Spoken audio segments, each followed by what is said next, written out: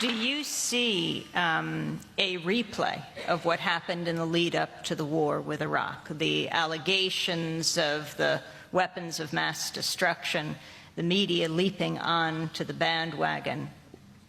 Well, in a way, but you know, history doesn't repeat itself exactly twice. What I did warn about when I testified in front of Congress in 2002, I said, if you want to worry about a state, it shouldn't be Iraq, it should be Iran. But this government, our administration, wanted to worry about Iraq, not Iran. I knew why, because I'd been through the Pentagon right after 9/11. About 10 days after 9/11, I went through the Pentagon and I saw Secretary Rumsfeld and Deputy Secretary Wolfowitz. I went downstairs just to say hello to some of the people on the Joint Staff who used to work for me, and one of the generals called me in. He said, "Sir, you got to come in. You got to come in and talk to me a second." I said, "Well, you're too busy." He said, "No." He says, "We've made the decision. We're going to war with Iraq." This was on or about the 20th of September. I said, "We're going to war with Iraq. Why?" He said, "I don't know." He said, "I guess they don't know what else to do."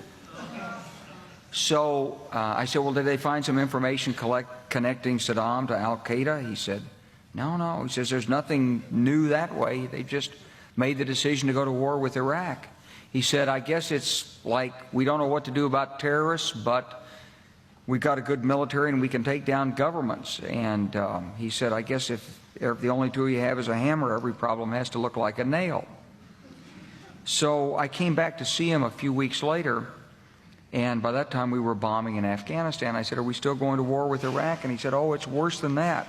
He said, he reached over on his desk, he picked up a piece of paper, and he said, I just got this down from upstairs," meaning the Secretary of Defense's office today, and he said, "This is a memo that describes how we're going to take out 7 countries in 5 years, starting with Iraq and then Syria, Lebanon, Libya, Somalia, Sudan, and finishing off Iran." The truth is about the Middle East is, had there been no oil there, it would be like Africa. Nobody is threatening to intervene in Africa. The problem is the opposite. We keep asking for people to intervene and stop it. And there's no question that the presence of petroleum throughout the region has sparked great power involvement.